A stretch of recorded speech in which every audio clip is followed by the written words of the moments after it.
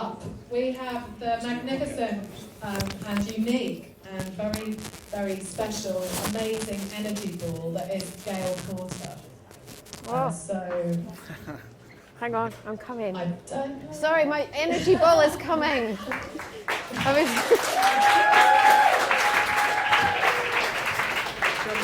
Sorry, the energy ball was getting mic'd. Sorry.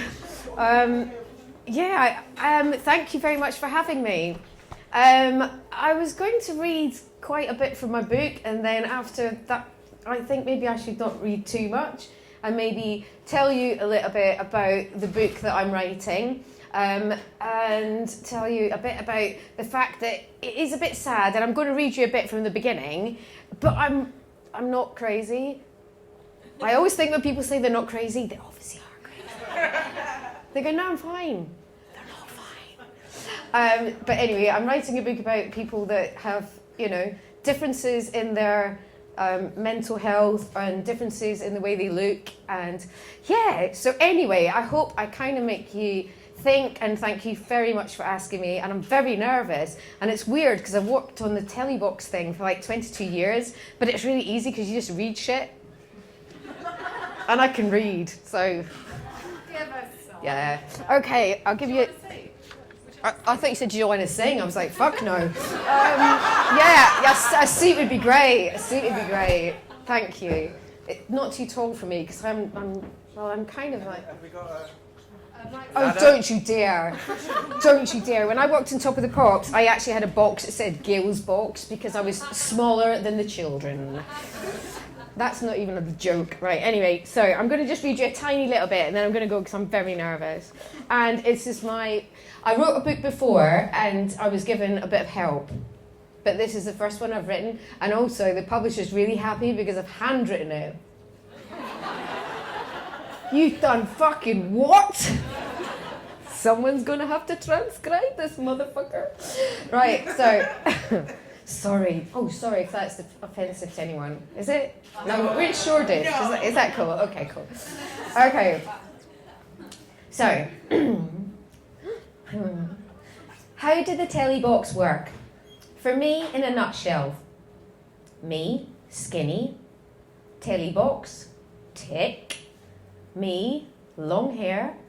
Telly box, tick. Me, young. Telly box. Tick. Me, I'll get naked. Every fucker. Tick. Me, alopecia. Telefolk, we'll call you back. Me, depressed. Telefolk, we'll call you back. Me, sectioned. Telebox. All three combined, telebox people would say, would you be interested in a reality show?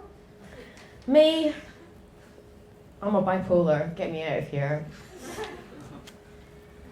Sorry, do you want me to read a wee bit more or though? Are you going?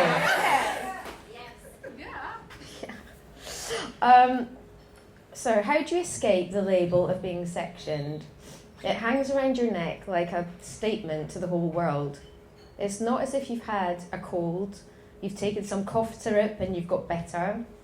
I was officially locked up, and due to the fact I was manically depressed, and I could be, and I quote, a danger to myself and stroke to others, I was not getting out.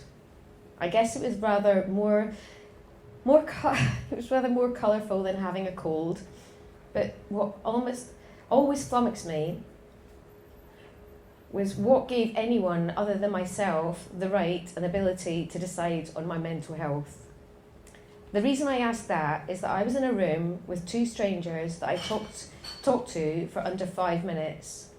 The strangers were one doctor and one independent doctor student who was barely out of nappies. Oh my God, I'm so old. Do you remember when your mum used to say that? She's going, he never came out of his nappies. Well, not unless your mum was Scottish, but... And then there are 4.5 minutes of diagnosis, and they thought I was depressed. They decided that it was time that I had 28 days in a section unit. I had no family to sign for me, so they chose my ex-boyfriend and my dad, who wasn't around, so they got the doctor to sign on my dad's behalf. And then, by the age of 28, I was getting very, very depressed, and by the age of 35, I'd been diagnosed as manically depressed and given 28 days in a section unit. It could go on forever. Are you bored now? No. Yes, you are. You want someone to cheer you up. Anyway, so...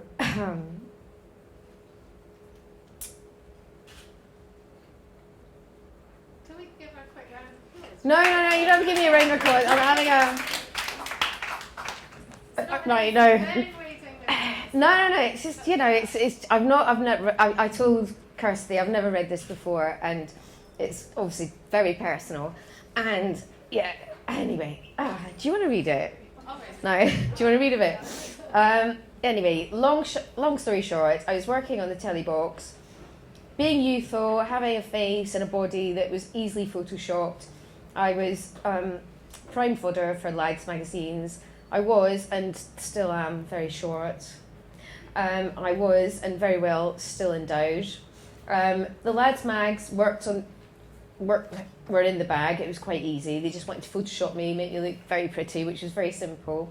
I had massive big eyes. I was very short, big boobs, everything they kind of wanted, and I was so insecure that I was extremely happy to take up what they wanted to do.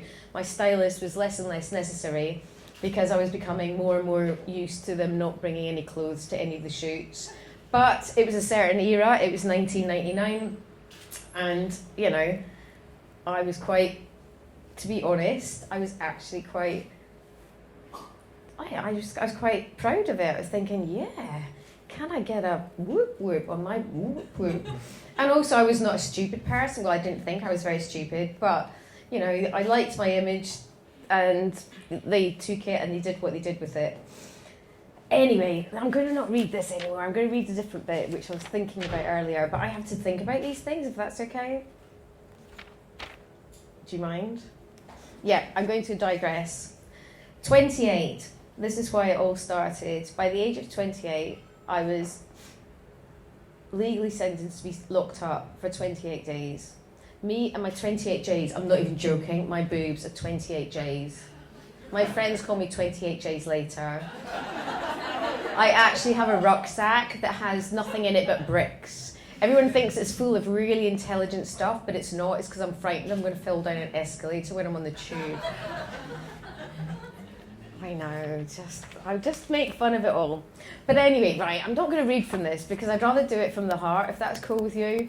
So what happened was, when I got sectioned, I'd gone out one day and I thought that everything was all cool and happy and lovely, but it all felt a little bit odd and weird and a bit dreamlike, and I was not having the best time in life. And yeah, and I asked for help.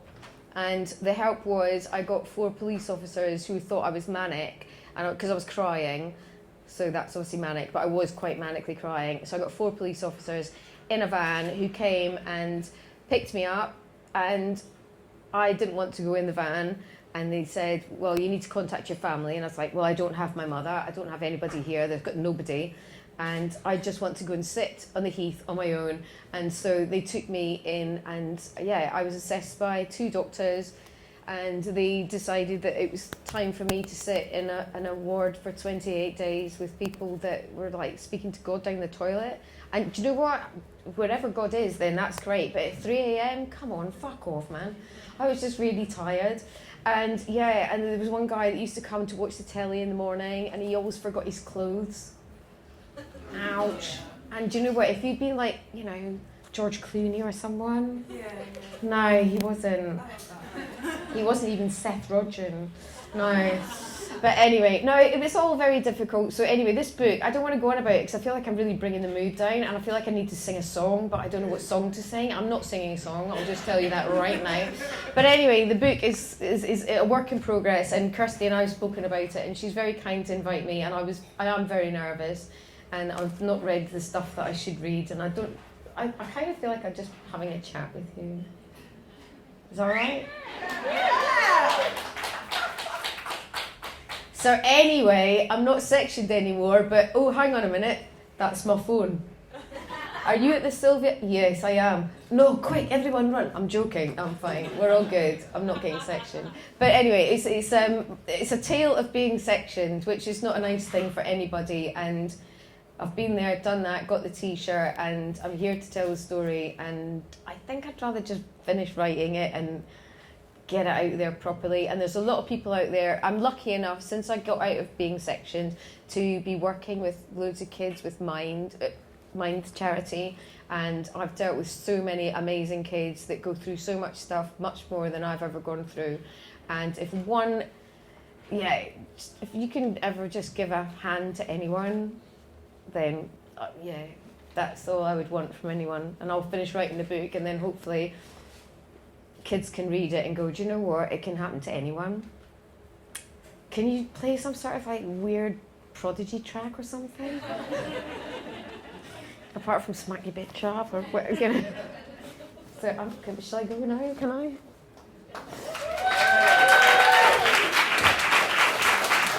Brilliant, huh?